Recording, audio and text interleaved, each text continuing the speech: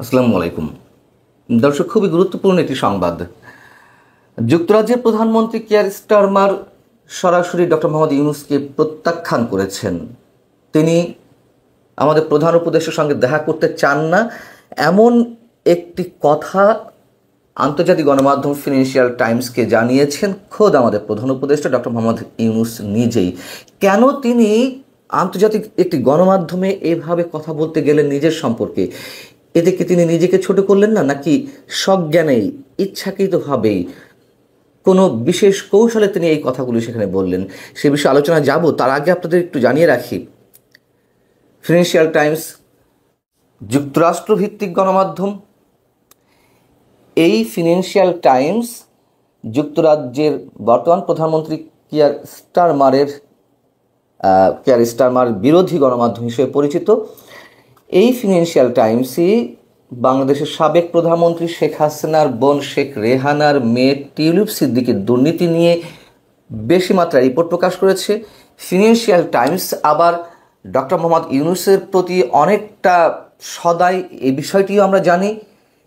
এবং খুব আলোচিত যে সংবাদ, সাবেক ছাত্র সমন্বয়কদের দল গঠনে ডক্টর মোহাম্মদ ইউনূস তিনি নিজে উৎসাহ দিয়েছেন, একথা তিনি এই ফিনান্সিয়াল টাইমসকেই জানিয়েছিলেন। আমাদের একটু মেলানো দরকার।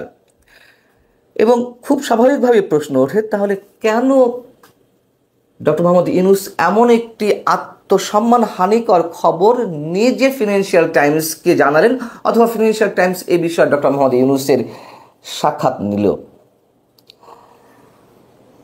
অনেক কিছু বোঝার আছে আমাদের। এই রিপোর্টটির শিরোনাম হচ্ছে Keir Starmer declines to meet Bangladesh leader tracking down missing billions dollar. এখানে বলা হচ্ছে যে ইউনূস নিজের মুখে জানিয়েছেন যে স্টারমার তার সঙ্গে এখনও দেখা করতে রাজি হননি, এবং বাংলাদেশ থেকে শেখ হাসিনা সরকারের সময় যে কোটি কোটি ডলার বা অঢেল অর্থ পাচার হয়েছে যেসব দেশে, তার মধ্যে যুক্তরাজ্য অন্যতম একটি দেশ, এবং সে বিষয়ে তিনি কথা বলতে চেয়েছিলেন কিয়ার স্টারমারের সাথে পাচারকৃত অর্থ ফিরিয়ে আনার জন্য। যেহেতু কিয়ার স্টারমার তাকে সময় দিতে চাননি, তার সঙ্গে দেখা করতে চাননি, তারপরেও তিনি আশাবাদী যে এই বিষয়ে যুক্তরাজ্য তাকে সহায়তা করবে। ফিনান্সিয়াল টাইমস বলছে, অন্তর্বর্তীকালীন নেতা মোহাম্মদ ইউনূস বলছেন যুক্তরাজ্যের উচিত বাংলাদেশের নতুন সরকারকে পূর্ববর্তী শাসন আমলে চুরি করা তহবিল খুঁজে পেতে সাহায্য করা। এমনকি ফিনান্সিয়াল টাইমস যুক্তরাজ্য সরকারেরই যেসব সরকারি কর্মকর্তার সাক্ষাৎকার নিয়েছে তাদের বরাত দিয়ে বলছে যে তারা নিশ্চিত করেছেন বর্তমানে স্টারমারের ইউনূসের সঙ্গে দেখা করার কোনো পরিকল্পনা নেই, এবং এ বিষয়ে আর কোনো ধরনের মন্তব্য করতে তারা অস্বীকৃতি জানিয়েছে। এই প্রতিবেদনে বলা হচ্ছে, শেখ হাসিনা এবং তার আওয়ামী লীগের আর্থিক কেলেঙ্কারির তদন্তের বিষয়ে বাংলাদেশের মধ্যে যেই ধরনের কথাবার্তা উঠেছে বা যেসব নিউজ বের হচ্ছে, এতে করে স্টারমারের যুক্তরাজ্যের লেবার পার্টির উপরে বিরূপ প্রভাব ফেলছে। আমি প্রথমেই যে কটি কারণ বলছিলাম একটু মিলিয়ে দেখা দরকার। তার মধ্যে একটি হচ্ছে ফিনান্সিয়াল টাইমস কিয়ার স্টারমারের বিরোধী গণমাধ্যম হিসেবে পরিচিত, এবং তার একটি প্রমাণ তো এখানে পাওয়া গেল। এখানে বলা হচ্ছে যে জানুয়ারিতে দুর্নীতির অভিযোগে জর্জরিত হওয়ার পর তৎকালীন দুর্নীতি বিষয়ক মন্ত্রী অর্থাৎ টিউলিপ সিদ্দিকী, যিনি স্টারমারের খুবই ঘনিষ্ঠ হিসেবে পরিচিত, তাকে পদত্যাগ করতে বাধ্য হতে হয়।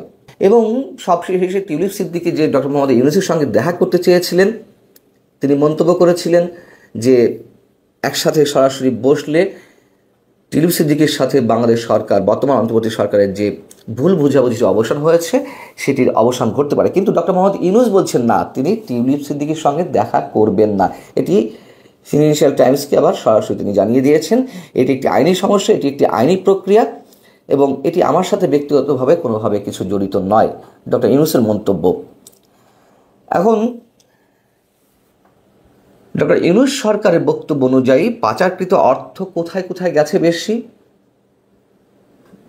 যুক্তরাজ্য, কানাডা, সিঙ্গাপুর সহ মধ্যপ্রাচ্য ভিত্তিক বেশ কয়েকটি দেশে এই পাচারকৃত অর্থ রয়েছে, এবং যেটি এই প্রতিবেদন জানাচ্ছে যুক্তরাজ্য সফর দিয়েই শুরু এই পাচারকৃত অর্থ উদ্ধার করতে ডক্টর মোহাম্মদ ইউনূস যুক্তরাজ্য দিয়ে শুরু করেছেন এবং তিনি আরও অনেক দেশ সফর করবেন।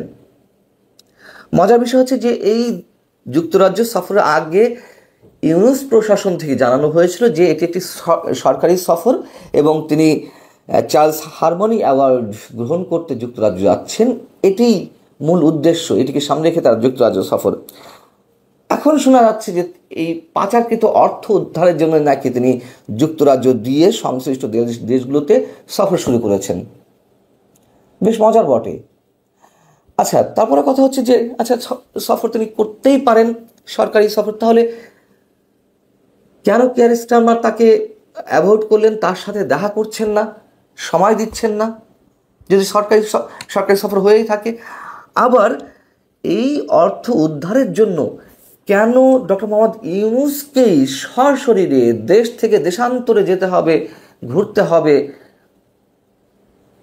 ডক্টর ইউনূস সরকারের কি প্রশাসনে আর কোনো কর্তা ব্যক্তি নেই? এবং এইগুলো কি ব্যক্তিগত সম্পর্কের জায়গা থেকে উদ্ধারের বিষয়, টার্মস অ্যান্ড কন্ডিশনের বিষয়, রুলস অ্যান্ড রেগুলেশনের বিষয়, নানান ধরনের নিয়ম, নানান ধরনের চুক্তি আলোকে এগুলো উদ্ধার করা হবে? দিন যত যাচ্ছে আমরা তত অদ্ভুত অদ্ভুত কথা শুনতে পারছি। কিয়ার স্টারমার তার সঙ্গে দেখা করলেন না, সেই কথা ডক্টর মোহাম্মদ ইউনূস ফিনান্সিয়াল টাইমসকে জানালেন, সেগুলো ফলাও করে প্রচার হলো। এর আগে কিয়ার স্টারমার লন্ডনে আছেন কিনা নাকি তিনি কানাডায়, সেটির বিষয়ে আবার তার প্রেস সচিব যে বিভ্রান্তিকর তথ্য দিলেন, মিথ্যাচার করলেন, সেটির আবার ব্যাখ্যা দিলেন প্রেস সচিব নিজে সাংবাদিক সম্মেলনে, যে না, এটা ভুল বুঝাবুঝি হয়েছে। এরকম ভুল বুঝাবুঝি, এরকম অসত্য কথা আমরা এই ধরনের নানান জায়গা থেকে বর্তমান সরকারের আমরা শুনে শুনে গত 10 মাস অভ্যস্ত হয়ে গেছি। এবং যেটি বলছিলাম যে কেন ডক্টর মোহাম্মদ ইউনূস এভাবে বললেন যে যুক্তরাজ্যের প্রধানমন্ত্রী তার সঙ্গে দেখা করতে চান না, হতে পারে কোনো কারণ যে অর্থ উদ্ধারের বিষয়টি এত সহজ নয়। অর্থ পাচার হয়েছে, এটি আমরা সবাই স্বীকার করি। কী পরিমাণ অর্থ, যে পরিমাণ অর্থের কথা বলা হচ্ছে সেই পরিমাণ অর্থ কিনা, অথবা তার নিজের অযোগ্যতাকে ঢাকার জন্য যে তিনি উদ্ধার করতে পারবেন না, সেই ধরনের ক্যাপাসিটি তার নেই, ক্যাপাবিলিটি তার নেই, সেই নিজের ব্যর্থতা ঢাকতেই আগেভাগেই কিয়ার স্টারমারের উপরে দোষ চাপানোর চেষ্টা কিনা, যে তিনি তাকে সাহায্য করছেন না, দেখা করছেন না। থাকতে পারে নানান ধরনের হিসেব নিকেশ, আন্তর্জাতিক আরও অনেক ধরনের সমীকরণ নিশ্চয়ই এর মধ্যে রয়েছে। ভালো থাকুন সবাই, আল্লাহ হাফিজ।